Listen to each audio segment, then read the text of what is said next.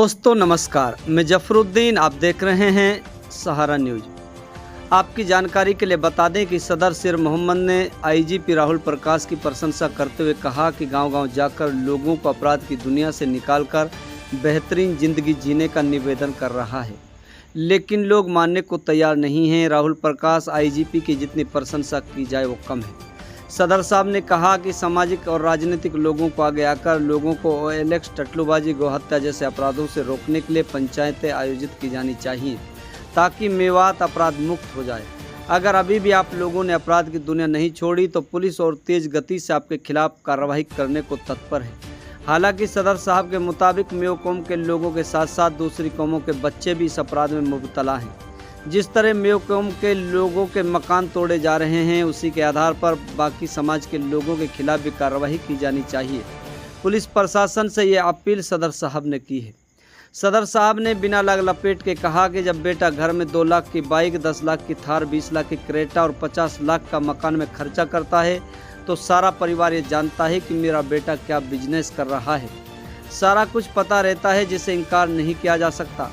अगर हमारे लोग अपराध छोड़ने की शपथ लेते हैं तो हम उनके साथ खड़े हैं, वरना गलत काम का कोई सहयोग नहीं किया जाएगा और ना ही किसी तरह का अपराध को बढ़ावा दिया जाएगा।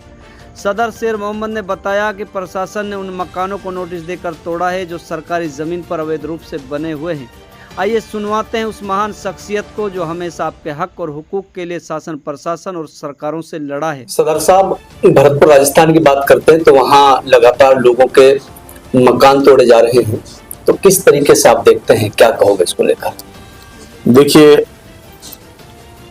जो मैंने देखा है कि जब से सरकार बदली है, और मैं तो ये भी कहता हूं कि सरकार बदलने का इंतजार नहीं करना चाहिए था।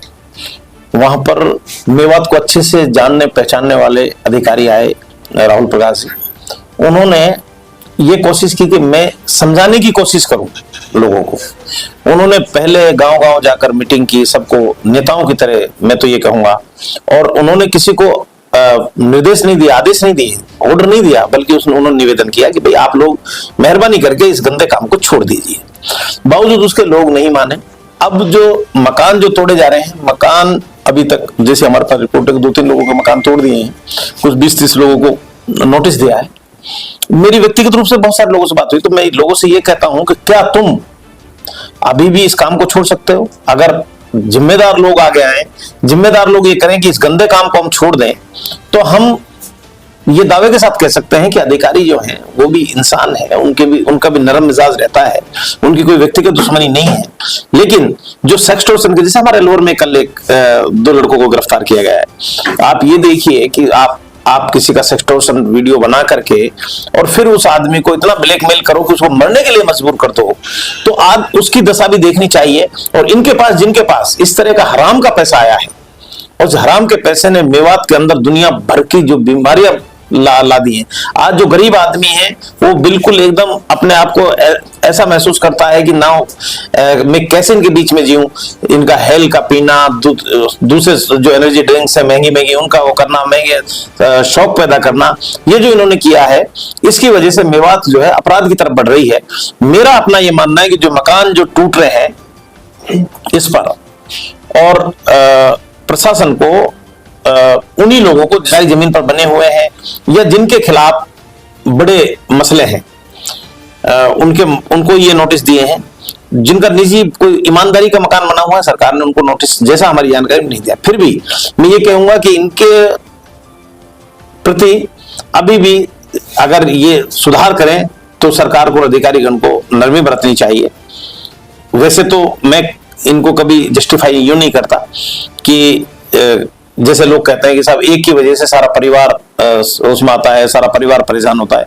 परिवार को अच्छे से पता होता है कि मेरा बेटा अगर 2 लाख की बाइक ला रहा है, 15 लाख की थार ला रहा है, या 20 लाख की क्रेटा ला रहा है और 50 लाख मकान में लगा रहा है, तो बाप को, माँ को, सबको पता है कि मेरा बेटा क्या काम कर रहा है। जैसा कि बहुत सारे लोगों से, जब हम भी लोगों से कहते हैं तो बड़ी आसानी से कह देते हैं हमारे मेरे समाज के बुजुर्ग लोग भी, अरे साहब अब तो ये धंधा तो कोई ज्यादा ना है, चल तो रहो यही काम। ये बहुत बुरी बात है, इनको इसका अंजाम पता नहीं है। इनको सिर्फ ये है कि अभी हमें ये दिख रहा है कि बस हम जितना कमा रहे हैं, हमारे घर में पैसा आ रहा है, हराम का उससे ऐसो आराम कर रहे हैं। साथ साथ मैं प्रशासन से ये कहना चाहूंगा, विशेष तौर से भरतपुर और अलवर के प्रशासन से भी, कि इस काम में इन्वॉल्व अकेले में नहीं है, इसमें दूसरे कौम भी इन्वॉल्व है। तो जिस तरह से भरतपुर के इलाके में बहुत सारे लोग पकड़े भी गए हैं, सबके साथ समान व्यवहार हो। अगर मेयों के मकान तोड़े जाते हैं, मुस्लिमों को मकान तोड़े जाते हैं, तो वो जो दूसरे लोग इन्वॉल्व हैं उनके भी मकान तोड़े जाएं। इसमें मैं प्रशासन को बिल्कुल जो सख्ती बरत रहे हैं वो करनी चाहिए, मैं उनकी सख्ती के साथ हूं। अब मैं विशेष तौर से बताना चाहूंगा कि आईजीपी राहुल प्रकाश जी, जिनको कि मैं हमारे अलवर में एसपी रहे हैं करीब 2.5 साल, मैंने उनको बहुत क्लोजली देखा है। वो बहुत नरम मिजाज के आदमी है, इस तरह का आदमी नहीं है। उन्होंने काफी कोशिश करने के बावजूद ये कदम उठवाया है, अन्यथा वो ये कदम नहीं उठाते। और ये लोग अभी भी वहां के नेतागण, सामाजिक लोग जो भी हैं, अगर इकट्ठे होकर के और ये बात करें कि साहब जिन्होंने जो अपराध कर रखा है, जैसा किया है, उनके खिलाफ वो कार्रवाई करें, मकान ना तोड़ें, तो शायद वो सरकार से बात करें, क्योंकि सरकार लेवल में फैसला होता है, नीचे नहीं होता है।